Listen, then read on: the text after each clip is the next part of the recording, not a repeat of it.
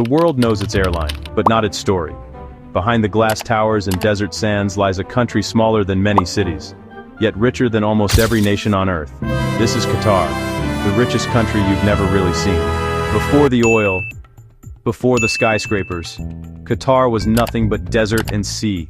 For centuries, its people survived by diving for pearls, the only treasure the Gulf could offer.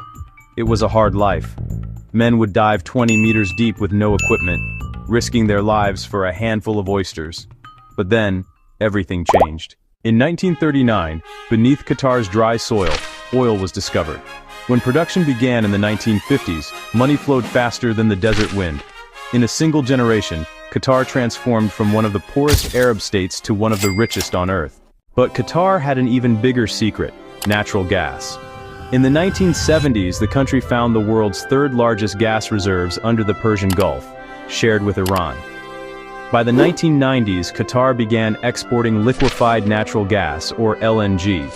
That's when the real boom began. Billions poured in, skyscrapers rose. Doha became a futuristic city in the desert. Unlike older cities that evolved over centuries, Doha was built almost overnight. The rulers of Qatar didn't just want wealth, they wanted influence.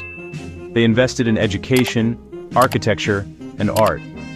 They built Education City, home to top global universities. And they launched Qatar Airways, now one of the world's best airlines. Qatar's rise wasn't just economic, it was political. They founded Al Jazeera, a news network that gave Qatar a voice louder than nations 100 times its size. It became a platform that shaped opinions across the Middle East, and sometimes the world. Through diplomacy, media, and money, Qatar made itself impossible to ignore. Then came 2010.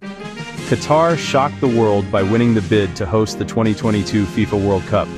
A desert country with no football history, hosting the biggest sporting event on Earth.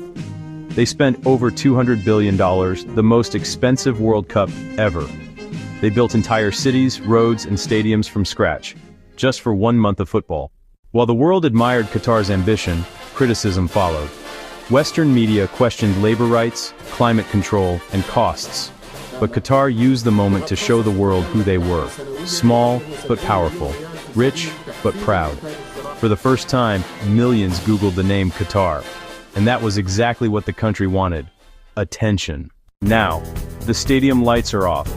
The crowds are gone. But Qatar's story isn't ending. It's evolving. They're turning stadiums into housing, tech hubs, and sports centers. They're investing billions into AI, tourism, and sustainability. Planning for a world beyond oil. Still, the big question remains: can Qatar stay relevant now that the spotlight has moved on? It's a nation of just 3 million people, most of them foreign workers, surrounded by bigger powers like Saudi Arabia and Iran. But Qatar's strength lies not in size but strategy. They've survived blockades, political isolation, and global scrutiny, and each time they've come out stronger. So maybe Qatar isn't just the richest country you've never really seen. It's the smartest small nation of the modern world. And if history repeats itself, the next time you hear about Qatar, it won't just be about money. It'll be about power. But Qatar isn't just chasing headlines, it's chasing a vision. The country's National Vision 2030 is its master plan, to move from oil wealth to knowledge wealth. They're building research hubs, tech startups, and smart cities, aiming to make Doha the Silicon Valley of the Gulf. Education City, Mashareb downtown, and green tech zones are shaping a nation ready for the post-oil world. While Qatar builds its future, it's also quietly helping others build theirs. Through the Qatar Fund for Development, the nation sends billions in aid to over 70 countries, rebuilding schools, hospitals, and refugee shelters. It played key roles in peace negotiations, from Afghanistan to Sudan. Small in size, yet it's become one of the world's biggest donors per capita, proving that wealth can speak through generosity, not just luxury.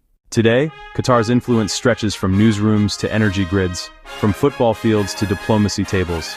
It has mastered the art of smart power, using culture, technology, and strategy instead of armies. From a forgotten desert to a digital powerhouse, Qatar's rise is more than luck. It's vision, timing, and fearless ambition. And this story is only just beginning.